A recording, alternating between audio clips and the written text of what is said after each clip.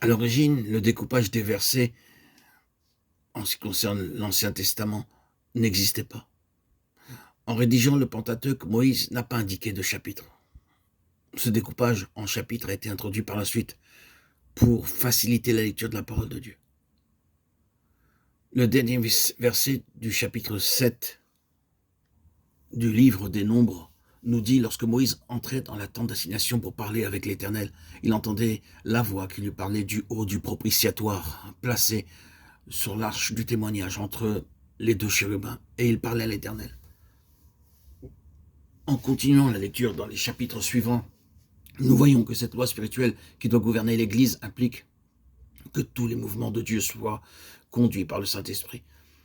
Dans le chapitre 9 du livre des Nombres, Dieu ordonna à Moïse de faire confectionner des trompettes d'argent.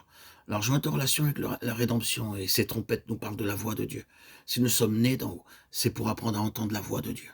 Pour vivre cela, nous devons être libérés de nous-mêmes, d'une part, et d'autre part, en tant que peuple de Dieu, placé sous son autorité. Nous devons lui laisser le soin de nous conduire et de nous gouverner entièrement.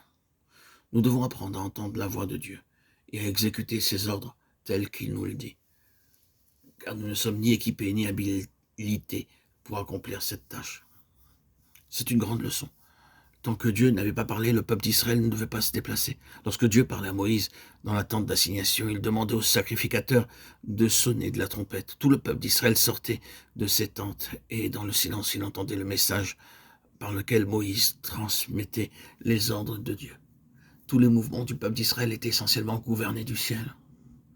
Nous devons être un peuple céleste et spirituel, amené sur une base céleste et appelé à dépendre expérimentalement du ciel.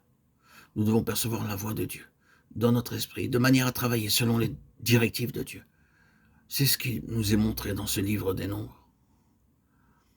Le chandelier nous est présenté dans la suite de notre lecture, mais l'on ne voit pas très bien la relation entre ce que nous lisons dans le livre des Nombres et la mention du chandelier. Cependant, la suite est très significative, car ce chandelier nous parle du témoignage de Dieu.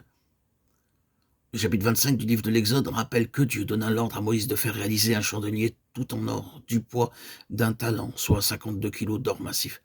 Ce chandelier avait une branche centrale et 3 branches de part et d'autre. Nous avons là une image de l'Église. La tige centrale nous parle du Seigneur et les branches du peuple de Dieu. Dans ce chandelier se trouvait de l'huile, image du Saint-Esprit, rappelant que nous avons tous reçu la même vie et que nous devons être gouvernés par cette vie. Dieu montre par ce chandelier qu'il a besoin d'un peuple qui soit une représentation de lui-même. Dans l'incarnation, le Seigneur Jésus a été une représentation parfaite de Dieu, mais il a été aussi une parfaite expression de l'homme racheté, pourvu d'une nature spirituelle et céleste. Il est la révélation de Dieu. Christ est la tête de son corps, la tête de la maison. Comme membre de cette maison, notre vie doit être amenée à la ressemblance du Fils de Dieu. Notre vie doit être une vie d'entière consécration. Et ce chandelier représente le témoignage du Seigneur par son Église.